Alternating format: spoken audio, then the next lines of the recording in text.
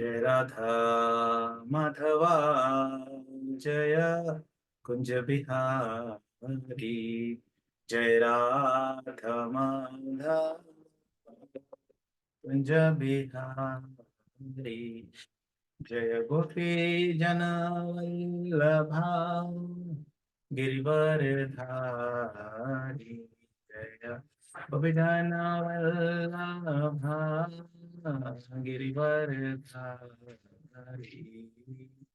यशोदानंदन ब्रज जनारंजन यशोदानंदन ब्रज जनारंजन जमुना तीरा वनचारी जमुना तीरा वनचारी जय राधा माधवा कुंज बिहारी जय राधा माधवा कुंज बिहारी हरे कृष्णा कृष्णा कृष्णा हरे हरे हरे राम राम राम हरे हरे जय प्रभु परा जय प्रभु परा प्रभु परा जय प्रभु परा जय गुरुदेवा जय गुरुदेवा गुरुदेवा जय गुरुदेवा निताय गौरा हरि बोल हरि बोल हरि बोल निताय गौर हरि बोल। जय श्रील प्रभुपाद की जय पतित पावन गुरु महाराज की जय हरि गौर प्रेमानंदे। Hare Krishna devotees, welcoming all of you for this Srimad Bhagavatam class. So today's topic, let me just share the screen. We are going to discuss Srimad Bhagavatam 1.9.5.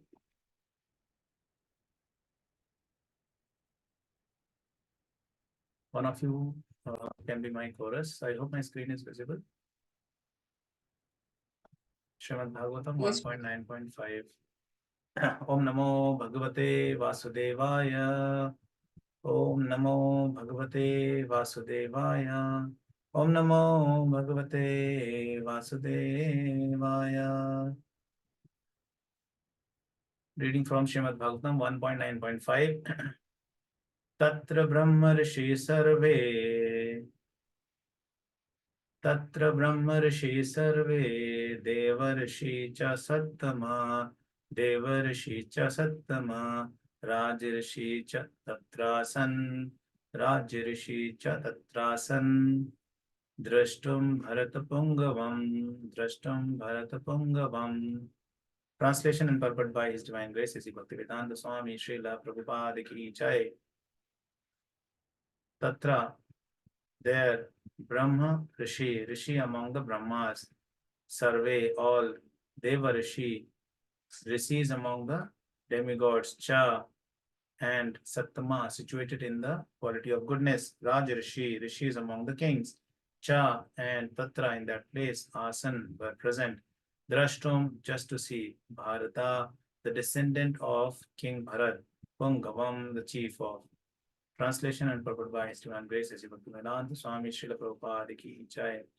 Just to see the chief of the descendants of King Bharata, Bhīṣma, all the great souls in the universe, namely the rishis among the demigods, brāhmaṇas and the kings, all situated in the quality of goodness, were assembled there. Purport: the rishis are those who have attained perfection by spiritual achievements. Such spiritual achievements can be earned by all, whether one is a king or a mendicant. Bhīṣma Deva himself was alone. Bhīṣma Deva himself was also one of the Brahma Rishis and the chief of the descendant of King Bharata. All Rishis are situated in the quality of goodness. All of them assembled there on hearing the news of the great warriors impending death. I'll repeat the purport because it is a small one. The rishis are those who have attained perfection by the spiritual achievement. Such spiritual achievements can be earned by all, whether one is a king or a mendicant. Bhishma Deva himself was also one of the Brahma Rishi and the chief of the descendant of the King Bharata. All the rishis are situated in the quality of goodness. All of them assembled there on hearing the news of the great warriors impending death. Om Ajnanatimirandhasya Jnananjanashalaakaya Chakshurunmilitam Yena Tasmai Shri Gurave Namaha Shri Chaitanya Manobhishtam Sthapitam Yena Bhutale Shri Chaitanya Manobhishtam Sthapitam Yena Bhutale Swayam Rupa Kadamayam Dadati Swapadantikam Vandeham Shri Guru Shri Yutapad Kamalam Shri Guru Vaishnavamsha Shri Rupam Sagrajatam Sahagana Raghunathanvitam Tam Sajivam Sadvaitam Savadutam Parijana Saitam Krishna Chaitanya Devam Shri Radha Krishna Padana Sahagana Lalita Shri Vishakhanvitam He Krishna Karuna Sindhu Deenabandhu Jagatpate Gopesha Gopika Kanta Shri Radha Kanta Namastute Tapta Kanchana Gaurangi Radhe Vrindavaneshwari वृषभानुसुते देवी प्रणमामि हरिप्रिये वाञ्छाकल्पतरुभ्यश्च कृपासिन्धुभ्येव च पतितानां पावनेभ्यो वैष्णवेभ्यो नमो नमः नमः ॐ विष्णुपादाय कृष्णपृष्ठाय भूतले श्रीमते भक्तिवेदान्तस्वामिनिति नामने नमस्ते सारस्वती देवे गौरवाणी प्रचारणे निर्विशेष शून्यवादी पाश्चात्यदेशतारणे जय श्री कृष्ण चैतन्य प्रभु नित्यानंद श्री अद्वैत गदाधर श्रीवासादि गौर भक्तवृंद हरे कृष्ण कृष्ण कृष्ण हरे हरे हरे राम राम राम हरे हरे मुखं करोति वाचालं पंगुं लंघयते गिरिं यत्कृपातमहं वन्दे श्रीगुरुदीनतारणं परमानन्दमाधवं श्रीचैतन्येश्वरम् Hare Krishna. So in the previous chapters, in fact this chapter itself is talking about Bhīṣma Deva leaving the body. And then we hear, what is the situation on the war field of Kurukshetra? How is how many people have killed? What is the calamity which has taken place? And then we see Bhīṣma Deva is on the deathbed because Bhīṣma Deva had that boon of Ichamrityu. So he is going to, give up the body only when he desires to. And we also come to know here that Bhīṣma Deva is also, one of the Mahajana, which is mentioned in the Bhagavatam. And one must be bewildered that, how come Bhīṣma is a Mahajan and then, Bhīṣma is fighting on the side of the Kauravas. And many such things can come to our mind. We may get bewildered at times. And so this is how we see that, how Srimad Bhagavatam is such a nice encyclopedia of the lives of the devotees, which tells us clearly that, how we should be leading our life. So I forgot to seek the blessing of all the devotees before I started. And also I wanted to thank Matrapati Prabhuji for giving this opportunity. I missed mentioning, so my apologies. So yes, we shall proceed now. So we were talking about Bhīṣma Deva, that, how Bhīṣma Deva is, going to quit the body. So many times, before joining, many years back, before joining ISKCON, there was a book which I read. That book was written, I think, by Robin Sharma, which talks about who will, I think that book is in ISKCON, I'm confused. So that book name is Who Will Cry When You Die? So that book talks about, who are the people who are going to be crying, who feel separation when you leave the body. That how many people are, crying for you is the reason, is the explanation that, these are the people who are, you have done such a great job that there are so many people who are actually, missing you a lot, feeling the separation. And here we see when Bhīṣma Deva, such a wonderful devotee of the Lord, when he is quitting the body, there are so many, sages who have gathered. The sages in the coming chapters, we will see, some great sages like Vashishta Muni and all those devotees, sages had come, and they had such a long life, such long life that they were present on the time of when Lord Sri Ram appeared, and they were also present in the time of when Lord Krishna appeared. Such long lives these sages have. So all these sages have gathered, to hear, to have darshan of Bhīṣma Deva. So when we talk about Bhishma Deva as a wonderful devotee and going through so much pain, we also see that there are some other examples also which are mentioned in the Srimad Bhagavatam, which talk about devotees going through so many difficulties. But one thing is common, when the devotees go through the difficulty, and that's wonderful also, you would not see that devotees are complaining. You do not see Bhishma Deva is complaining, he's not complaining at all. And you see how Lord Krishna, who is well versed with everything, he is instructing Yudhishthir Maharaj to go and hear the instructions of Bhishma Deva, and that is how Lord Krishna is glorifying his devotee. And that is what Krishna does. He always glorifies his devotees. He puts his devotees in such a situation that they are glorified. And what a situation, Bhishma Deva, it is mentioned when he was, he was lying on the, bed of arrows. There were so many arrows which had pierced the body of Bhishma Deva. It is said that we do not get a place to keep one finger also on the body of Bhishma Deva. Even that much space was not left. So many arrows were pierced in the body of Bhishma Deva. But Bhishma Deva, what is he doing? He is not complaining. He is he is in fact giving the instructions to Yudhishthir Maharaj on how to lead the kingdom. And in the coming chapters, we see that, the passing away of Bhishma Deva, he was not closing his eyes and, out of pain or something. He kept his eyes open because he had the Supreme Personality of Godhead present right in front of him. So that's the ideal example of Bhishma Deva. We'll also hear a little bit about the past life of Bhishma Deva, or the young time when Bhishma Deva took that pledge. But before that, I also wanted to draw your attention towards another wonderful devotee, and because of whom we are hearing Srimad Bhagavatam today. That wonderful devotee is Parikshit Maharaj. Parikshit Maharaj was such knowledgeable devotee, such knowledgeable person, and such powerful person also. When he was cursed by Shringi that he will die in 7 days, do you think he had no power to counteract that curse? Of course, he had a lot of power to counteract that curse. He could have saved himself.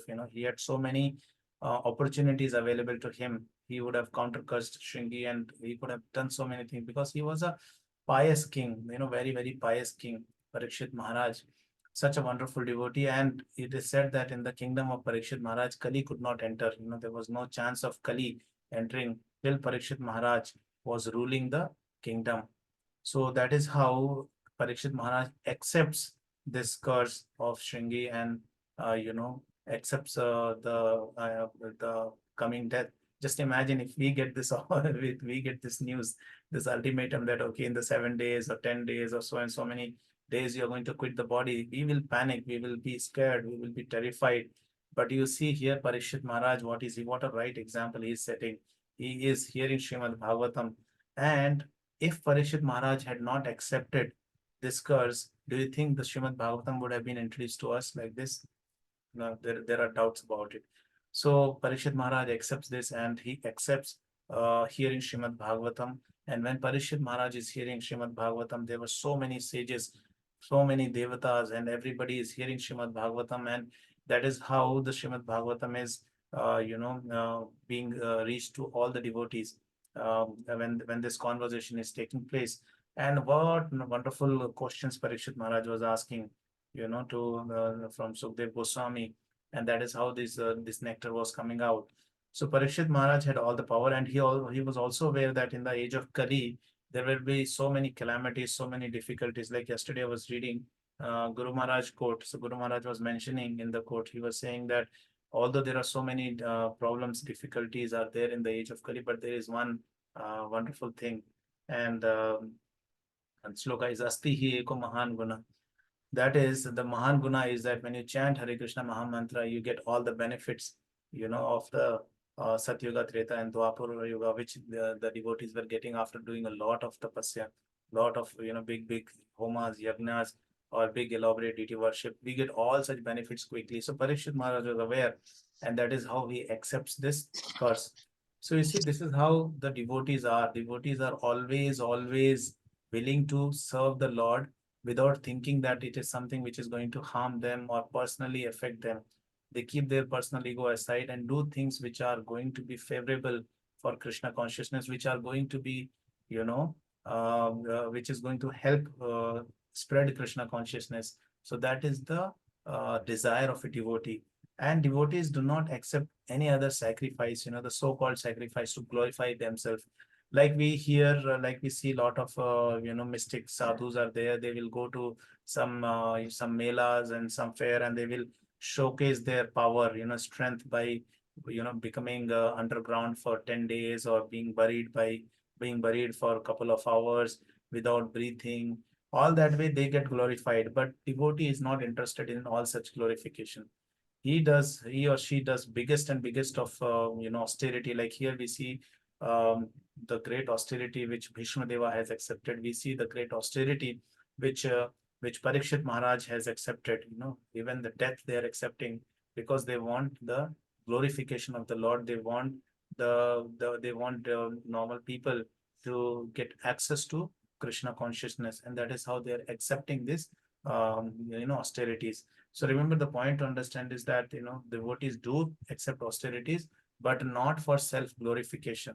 Sometimes devotees are very proud to say that I am fasting nirjal, and they become happy when somebody glorifies them. Okay, you're fasting nirjal. Yes, yes, I am doing nirjal, and they share with others, I am doing nirjal. But yes, that's fine, but it should not be with a motto of self glorification. Then it is as good as it's not good. It's not good that we are then we are not in the we are not doing justice to our parampara, our sampradaya. Our sampradaya does not teach us to feel to expect the glorification.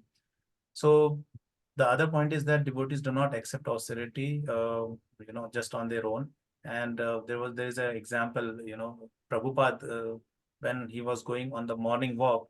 So that time there was a devotee who wanted to join Prabhupada, and he did not had access to the sleepers. So he just ran on the stone which were very sharp.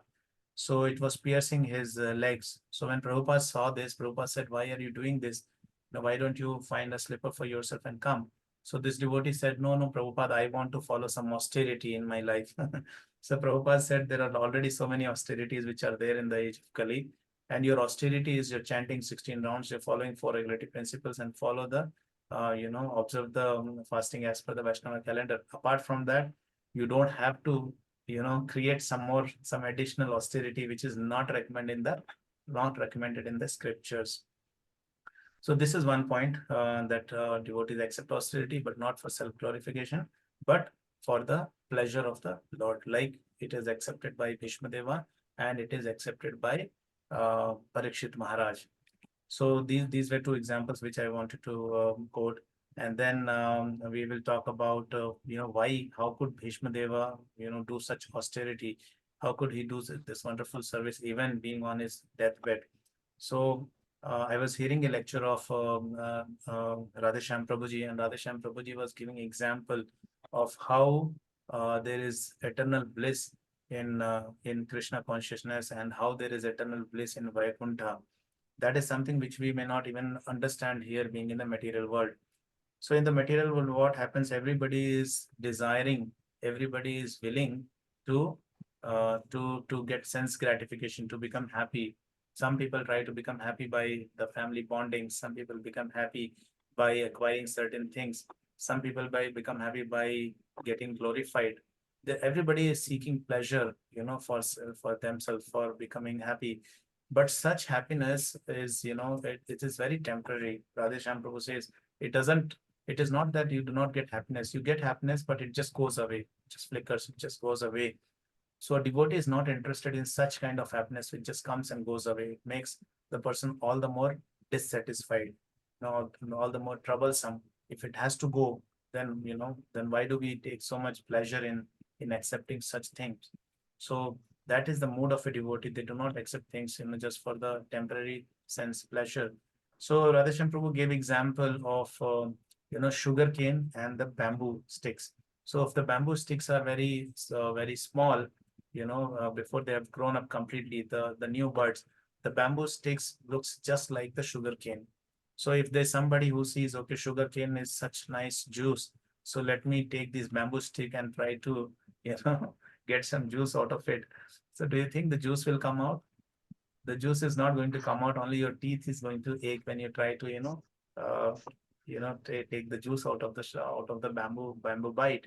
It is not going to help you. And then the person tries, okay, now let me try to put these bamboo sticks in the sugarcane juice machine and try like something will come out. It is not going to come out. It's dry. Although it may appear to be like, sugarcane, but it is not going to give you any kind of juice out of it, any kind of sweetness out of it. But when you try taking sugarcane, it is full of juice. So that sugarcane is example of the bliss which is available in the Vaikuntha, in the Golok Dham, which is available. But in the bamboo stick is the one which is available in the material world. And when we try to take joy out of the bamboo stick, obviously it is not going to give us joy. It is going to hurt us. And that is what people do, right? People, you see nowadays, recently we had, we had seen Valentine's Day was celebrated on 14th of February. And this Valentine Day brings a kind of unity, in the entire world. You see the unity in Valentine's Day is that everybody is so happy following this Valentine's Day. And there are red roses which are being sold. There are chocolates which are being distributed, and everybody is united. You go to America, you go to China, you go to Japan, you go to any place. One organization which is uniting the whole world is ISKCON, and the other festival which is uniting the whole world is Valentine's Day. But what happens in the Valentine's Day, Amol Lila Prabhu says that, it is not love. It is just the lust which is getting satisfied. So one person goes and, proposes, the other person says that I love you. So that I love you does not mean that, I seriously love you. It just means that I'm going to exploit you. And then the other person says, okay, yes, you're going to exploit me, so I'm going to exploit you too. So that is what they say, I love you too. And that is on the bodily platform. The girls look for somebody who is very handsome, well built, strong, and somebody who is very jovial, cracking jokes, and making them laugh, and making some false promises to them. And men look for the very beautiful ladies, very fair, very beautiful, and very charming. So they think, okay, this is what is love. But that is not love. Love is something which is explained in the Bhagavatam, which is explained in the scriptures. That is to sacrifice. Love is something which is explained in the Ramayana, when Lord Ram and Bharat, Shatrughan, what kind of love they have displayed. So that is what is love. So I was talking about the point of material sense gratification.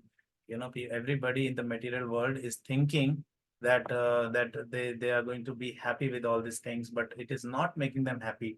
And that is why you see, people say, Gaur Gopal Prabhu was mentioning this, that people say that, love at first sight. So that love at first sight is, what? It is just the bodily love. You do not know the person. Then how is that love at first sight? Because you found the person, the body very attractive, and you thought, okay, if I marry this person, this is going to bring a lot of happiness to me. But then after some time, what happens? There are fights. So Gaur Gopal Prabhu says that love at first sight and then divorce at first fight. That is what is happening in the today's world nowadays. So see, this is what is called trying to get sugarcane juice from the bamboo stick, which is not going to give us happiness. But on the other side, you see Lakshmi Devi, how nicely she is serving. She's serving the Lord in the Vaikuntha. So it is not that Lakshmi Devi is getting tired. Oh, I've been pressing the feet of Lord, serving the lotus feet of the Lord from like hours together. Now I want to take rest, my dear Lord. You go and get yourself a massage machine, and I can't massage your feet anymore. She is never saying that. She's always eager and enthusiastic to gain more and more joy out of the service. So that is the joy which we get, when the devotees are engaged in the service of the Lord in Vaikuntha. They are never ever bored out of the service. Once one person was asking me that, in Vaikuntha, everybody is going to be always serving the Lord, always serving the Lord. Will you not get bored out of serving the Lord? So is it not very boring just when the Lord comes, you are serving? So it is not, because we are in the material world, we cannot understand the meaning of service. So service means, you do service for the Lord, and Lord is also doing service. He's showing so many examples. He was serving Arjuna on the war field of Kurukshetra. He was serving Arjuna. He was becoming his chariot rider. And then you see in so many places, he's also worshipping his devotees. You see in Rameshwaram, Lord Sri Ram is worshipping Lord Shiva. They how Lord is, the devotees are praying to the Lord and Lord is praying to the worshipping their devotees. We see the example, we see the nice pastime of Varadaraja Perumal, how he was very much satisfied when Kanchipurna goes and serves the devotees. He's so much satisfied that he is eating on the jutha plate of Kanchipurna. He's so satisfied. So that should be the desire of a devotee, that I'm going to think something, I'm going to do something, think something which is going to give pleasure to the Lord. And that is how the devotee should always be very careful on the point number one, that what the devotee is thinking all the time. Because if you're thinking something stupid, then you're going to do something stupid in some time. So we should always check that thing, that thought which is coming in our mind. And remember, our mind is going to give you ideas, all stupid ideas only. It is not going to give you some wonderful ideas. Yes, if you're reading Srila Prabhupada book, and if you are associating with the Vaishnavas, then the mind is going to give good ideas. But see, we are always, in the material world, we are going to office, we are going to, we are traveling, and we are not always associated with the Krishna consciousness. At times we have to associate with the non-devotees, and that time these thoughts will come, and that is how our mind will give our to us some stupid ideas. So whenever the mind gives ideas, always think, always try to judge whether this is going to be beneficial for the devotees. Is it going to be beneficial for Krishna consciousness? Is it going to be beneficial for my spiritual life? And if yes, then we can accept that. Otherwise, we have to politely say no to the choice which is coming to us. And remember, the more you try to become serious, the more amount of choices are going to be present in front of you, and that's an indication that yes, it is just another you know tiny test which Krishna has given to you in form of giving you a lot of glorifications. Many times people become happy when they get glorified. So sometimes Krishna will teach lesson by punishing, but sometimes Krishna also teaches lesson by giving lot of glorification. There will be lot of glorification coming your way, and then we might get we might become carried away and become happy. So we see here another example, that how a devotee is always accepting which is going to be beneficial for Krishna consciousness and beneficial for the devotees. Then we see one more example. You see Bhīṣma Deva's, the young life when he was young, and how Shantanu Maharaj was, he made promises. He fell in love with Satyavati, and then Satyavati's father put a condition in to Shantanu Maharaj, that my daughter's children should only become the king, and not Bhīṣma. So that point of time, we see how Bhīṣma serves as a wonderful son also, where he gives promises to Satyavati's father that he is not going to become king. But then Satyavati's father will say that, okay, if you're not going to become king, that's fine. But what about your generation? Tomorrow there can be clashes. There can be situation where your son can, fight with Satyavati's children, and they can compete. So then Bhishma takes a, pledge that he's never going to get married. And that was such a, powerful pledge, and that is how he gets his name as Bhishma, because otherwise Bhishma's name was Devavrat, but he takes such powerful pratigya that his name comes as Bhishma. And people might be thinking, what powerful pratigya it is not to get married, because there are so many brahmacharis who are not getting married. But then I was hearing a lecture of Priyadas Prabhu. He was mentioning that Bhishma was in a position of a king, and he had so many opportunities and facilities available to him, and to give up all those things at that point of time is of course a very, very powerful pratigya. It is not possible. When a brahmachari is following brahmacharya, the atmosphere is very conducive. There are so many other brahmacharis who are following the same process. They are always associated with the devotees. They are never leaving devotees, so they are able to follow the brahmacharya. But you see here Bhishma Deva, in the midst of all such wonderful opulences which are present to him, he is still accepting the powerful pratigya, and that is how he gets his name as Bhishma. And we see that Bhishma was never ever attracted to the to become a king. And we also see in Ramayana that how Lord Sri Ram, who was almost ready to get coronated as a king, he did not. He was very happy to just leave this position and go in the forest. And the same way we see Bhīṣma also. He was very satisfied to not accept the position of a king. So devotees' life is always going to be the choices and the kind of choices they make. And now also we see that we see the example of Srila Prabhupada quitting the body at the time of when he was hardly barely could speak anything, but he was giving the translation. Srimad Bhagavatam he was translating. We also see the example of our dear Guru Maharaj that in spite of his difficult condition, he is very happy. He says, I am very happy internally. And he is giving all the classes, wonderful shlokas, and not only that, devotee care and everything. So how they are able to do all those things is that answer is there, in the topic which I mentioned. They are relishing that sugarcane juice because they are connected with the Supreme Personality of Godhead by the mode of service, because they're taking every decision which is going to help others also in progressing in Krishna consciousness. That is what they are doing, and that is why they're always relishing. So I will end with this last example. Radheshyam Prabhuji gave this example. He said that when Srila Prabhupada was present and when he used to speak to any devotee, he explained this to show that what eagerness devotees had and what eagerness a disciple should have for the spiritual master's instruction. So when Srila Prabhupada used to speak to the devotees, separately. So when that devotee used to come out, there will be all the devotees who will gather him and they will ask him, what did Prabhupada say? What did Prabhupada say? What was Prabhupada's instructions? It was like that, they were always very eager. When Prabhupada used to write one volume of, commentary of Srimad Bhagavatam, they used to finish it and they used to wait when is going to be the second volume coming up. So that was the eagerness in the devotees. When Prabhupada used to write letter to the devotee, so the devotee was not getting a chance to see the letter. All other devotees used to run behind and read the letters.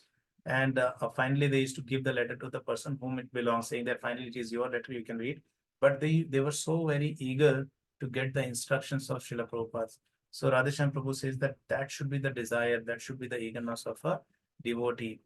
So to sum up, I spoke about Bhīṣma Deva, and then we learned from the example of Parikshit Maharaj and Bhīṣma Deva that how a devotee accepts to sacrifice, but at the same time that sacrifice should not be for the self glorification, but that should be for the pleasure of the Supreme Lord. Then we also heard from the previous life of Bhīṣma Deva how his previous life was.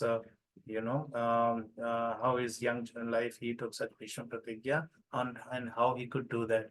Then we heard about how we need to be eager when we are in the service of the Lord. And one example I quoted from Radheshyam Prabhu's lecture, that in the material life, whatever joys we are getting, that joy is only, is comparable to the sugarcane juice which we are trying to take from the bamboo bite, which is never going to make us happy until unless we connect with the Supreme Lord. And even the Lord is saying this thing in the Bhagavad Gita. In the end, he's saying in the fifth chapter, he's saying, Bhoktaram Yadmitapasam Sarvalok Maheshwaram. He's saying, if you surrender to me because I am the Bhokta, then you'll be happy. Otherwise, whatever you try, you are not going to be happy. So we have many wonderful things going to come up in the coming shlokas. There are so many wonderful things which are going to come. Please stay tuned and keep listening to the Srimad Bhagavatam in the coming sessions as well. So I would like to thank all of you for your patience and hearing, and thank you Matravati Prabhuji for giving this opportunity. If I have committed any mistakes, you can please correct me. And if you have any questions, you can unmute yourself and ask your question. Srila Prabhupada ki jai, Patita Pavan Guru Maharaj ki jai, Nitai Gaur Premanande, Hari Bol.